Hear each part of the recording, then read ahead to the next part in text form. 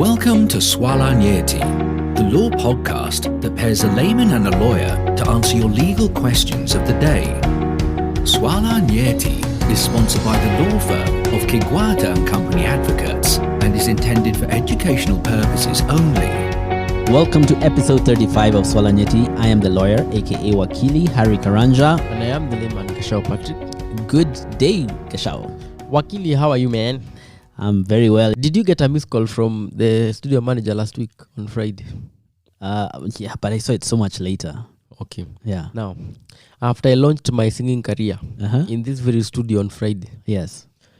I got a call from the studio manager. So Mhm. apparently, Yes. because of my good singing voice, Yeah. the audio we recorded that morning Yes. was so big, Yeah. and he decided to cut and paste Yes. so that he can edit it. Mm-hmm. And in the process, the computer hung. Okay. And when he is checking on the phone on the SD card, Yes. the audio was not there Yeah. and he had not pasted on the computer. Okay. So he was calling us to come back. But we didn't come back and Yeah, I had so- it published. Miraculously, when he unplugged the phone from the comp and checked, Yeah. the audio was there. Otherwise, I would have come to sing for you again on Friday. Yeah, thank goodness that did not happen. Yeah. I don't know whether you sing because I sing too well or what, but anyway, yeah. Well, you can infer the meaning you will from that. So, a very interesting question, as we had said yesterday. Let's make sure it gets properly recorded. Yeah, please. Yes. Yeah, I'm giving the manager some side eyes here. So the question is it possible to sexually harass a male junior employee if it was consensual? So here we go rather. Please make my name confidential. I work as a senior executive in a tech startup which has Silicon Valley investors. In my role, I work with junior energetic male engineers in demanding but rewarding assignments. It is normal that after work we have drinks in the office bar, where I am happy to buy one or two for the guys. One of my engineers at times would get carried away after drinks and made several sexual advances at me since I am divorced. I didn't encourage the flirts, and I always kept boundaries in the office. However, in this male-dominated industry, I still hung out with them because it helped me build their trust since they considered me as one of the boys. In August, when travel was opened, we went for a team building in the coast. As it came to an end, I stayed behind for a few days and so did this engineer. In fact, I'm the one who approved his leave. One thing led to another and we slept together, and several weeks afterwards we would meet at my place for sleepovers. Fast forward to last week, and out of the blue, I got a letter from HR being accused of sexually harassing this engineer. Can I be fired for this? Okay, so let me see if I understand this situation. We have a lady who has written in to us, and she is asking whether she can be fired for a claim of sexual harassment. And what happened is that she normally works with younger male engineers, and it's occasional that after they finish their assignments, they have a few drinks, and one engineer specifically has been propositioning her. She says that she didn't encourage it, but she maintained a friendly attitude towards them because the nature of the work requires it. But later, when they went for a trip to the coast, she stayed behind with him and they started an affair. Now, she has received a letter accusing her of sexually harassing the engineer, and she wanted to know whether she can be fired for this. Yeah, too many things in this case. First, in vino veritas, when people drink, the real them comes out. First, I can't even imagine hitting on my boss. Second, I think what happens in the coast stays in the coast. When you go for these team buildings, it's not the first, it's not the last. You should, mind your business. So if you have a pass on your boss, keep it that way. So this thing of this man, what is he looking for? Money? I don't understand. As in, this should be something that should never have made its way to the office. Okay, so the ladies concerned here are the ones we are going to deal with. We don't know what the gentleman's intentions are, but nonetheless, sexual harassment is a serious charge. In fact, sexual harassment is probably one of the most egregious infringements of a person's rights. It can also be intentional tort, meaning that there could be consequences for this. Here we have a lady who is asking whether or not she can be fired. Yeah. And I think for us to answer her adequately, we need to dig a bit deeper and establish if in fact there was a sexual harassment as per the law. And also, from what she has shared, we need to find out if there was sexual harassment, who is liable for the sexual harassment. When you say who is liable, I wonder, do you mean the HR, the organization with the Silicon Valley investors, the lady or the guy? It could even be the guy. Actually, that's exactly what I'm talking about. You see, if you look at what she has said, is that before they went for this holiday, he was making advances towards her. Yeah. And for us to see whether or not any of these things fit within the scope of sexual harassment, let's do our usual and look at the ingredients of sexual harassment. There we go again. How many now? So what will determine whether something is sexual harassment or not fits in two broad categories. The first, of course, is people who ask for sexual favors. That is usually considered as sexual harassment. And the second is people who use inappropriate or unwelcome sexual language or sexual images. Okay.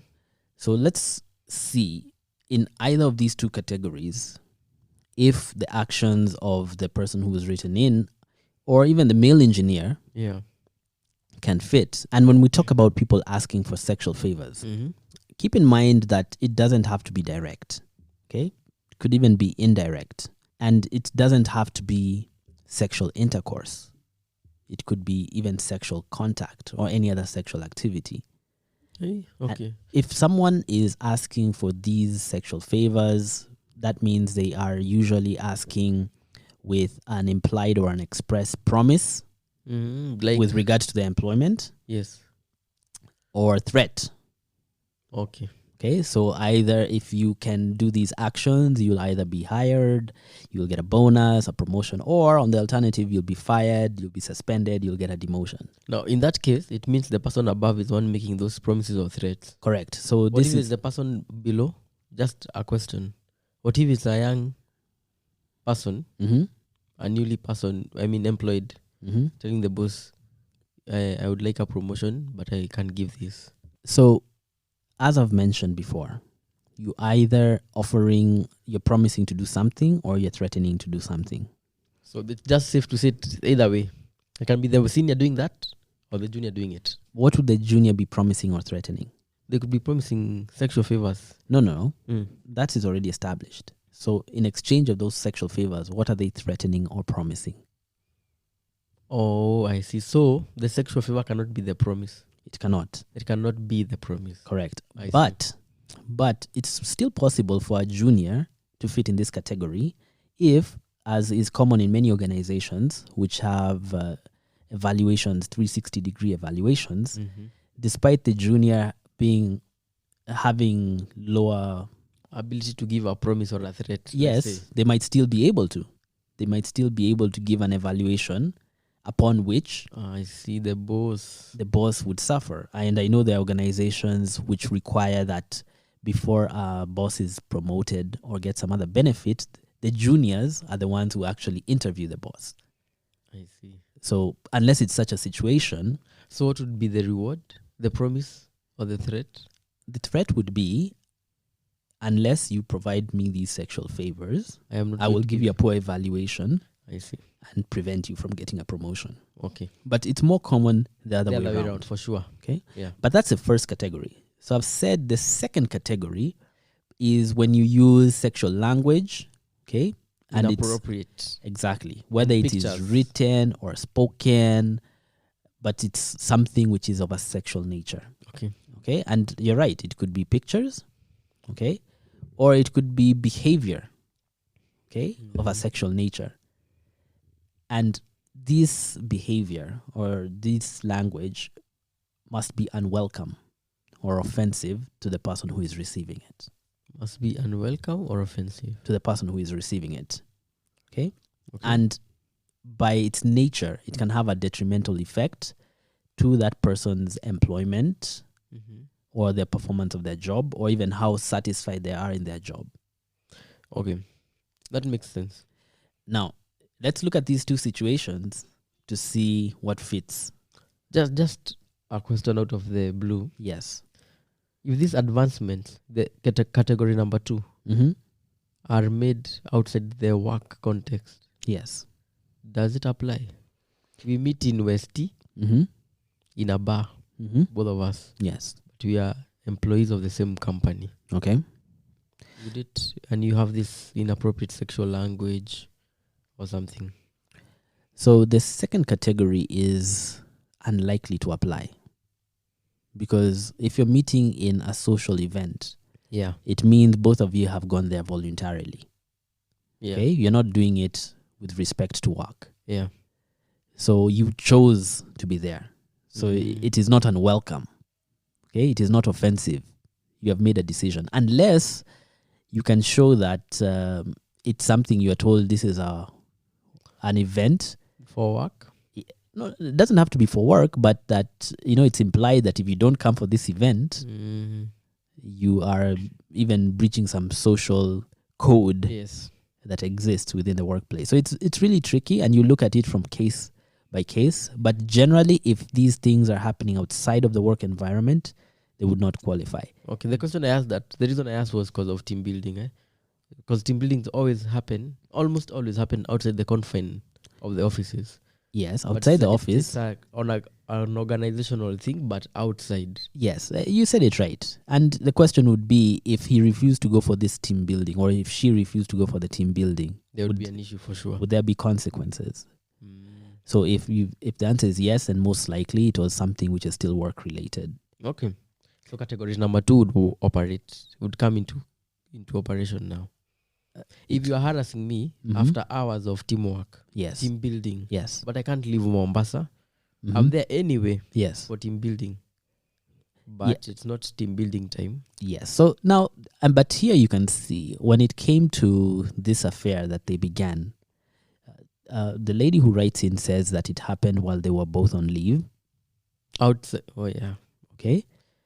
And And the team building had come to an end. the team building had come to an end, and they were on leave, and they were doing this thing outside of the confines of work. But of course, the question would come in is, even though it was outside of work, did the male engineer feel like unless he acceded to this sexual affair, his job could have suffered? So that's one way you can look at it. Okay.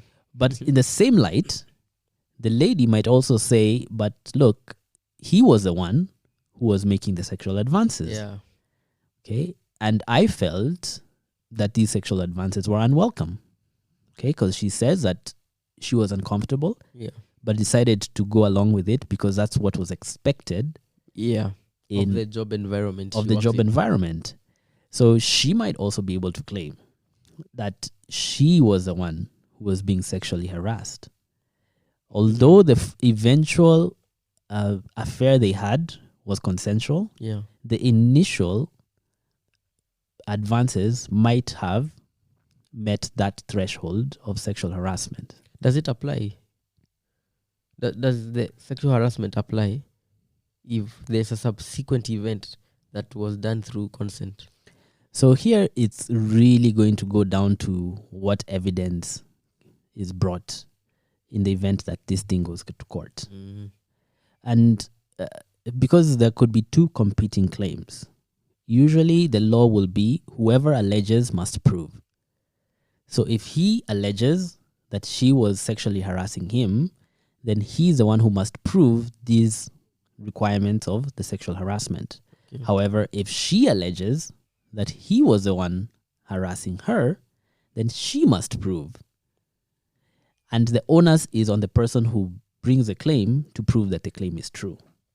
So from what I see here, Wakili, this lady was also being sexually harassed by this engineer as much as he's claiming he was being sexually harassed. He was making moves on her, especially during those drink outs.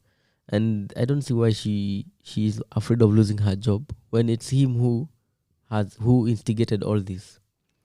So when it comes to sexual harassment, I tend to agree with you that it's not very clear who has a stronger claim of sexual harassment, but it kind of tilts in the favor of the lady. But in addition to that, keep in mind that by law, organizations which have more than 20 people in their employment are also required to have a sexual harassment policy. More than 20? More than 20. Okay. And this means that she might also be running afoul of that policy in her organization, which might affect whether or not she is fired. I see. Okay, then there you have it. The question about being fired might solely lie on the policy, the sexual harassment policy in the organization you work for. But if it comes to court and you two decide to go to court, then even he might be liable of sexual harassing you. So it's a catch-22, I think, in a sense. Other than that, thank you for everyone who has been listening to Swala Nyeti. And on behalf of Swala Nyeti, from me, goodbye. Goodbye. You have been listening to Swala Nyeti. Special thanks to our layman, Gashal Patrick, and our lawyer, Harry Karanja. If you have a legal question that you want answered, send us a WhatsApp message on 0708 111 or email us at admin@swalanyeti.org. You can find downloads to all our podcast episodes on our website www.swalanyeti.org.